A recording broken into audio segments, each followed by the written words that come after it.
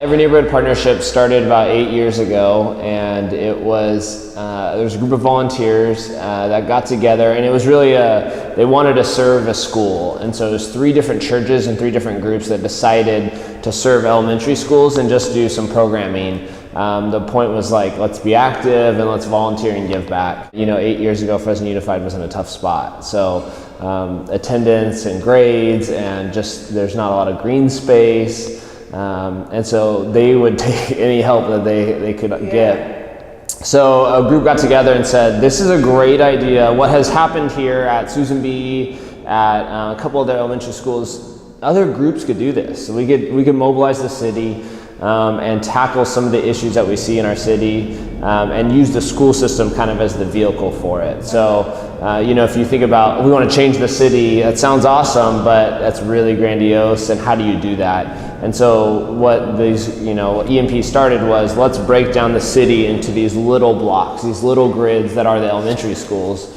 There's 90 different elementary schools in Fresno, the city limits.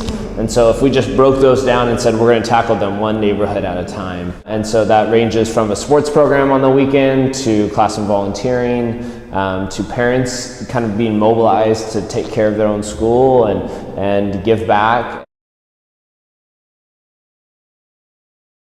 If you look at all the statistics, and everything's going towards this now, early education and early intervention, they're realizing life patterns are built when you're 3, when you're 4, when you're 5. It starts there. So if a kid doesn't have the social skills, that social, the lack of social skills is going to translate to the rest of their life.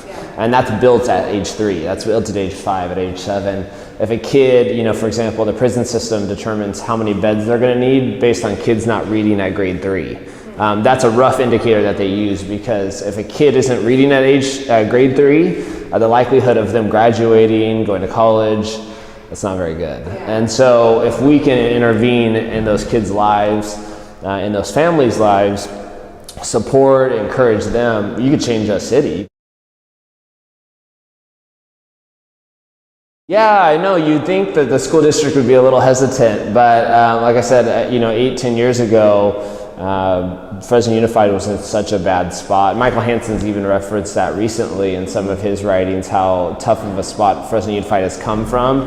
And so we approached the principals at those schools, and honestly, we've been received with open arms. I think, there's a balance for us as we mobilize churches that we're not proselytizing on a school day at campus. That's not our space, but we're there to love and to serve.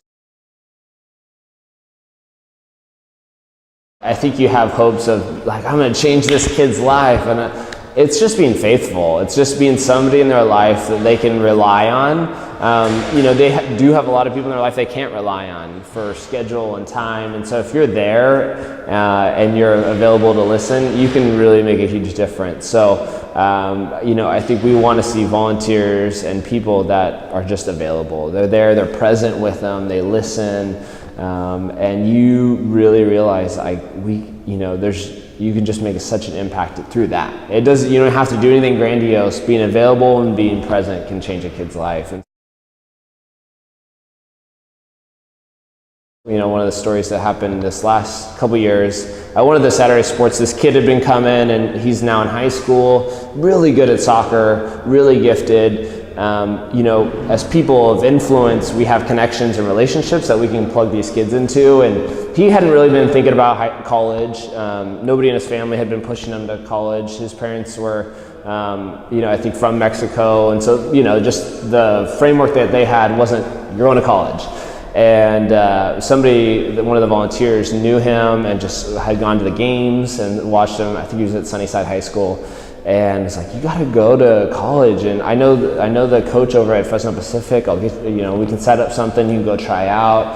Long story short, he got walked on at Fresno Pacific. Ended up getting a little bit of scholarship to go to college. He's now at Fresno Pacific doing college and doing soccer.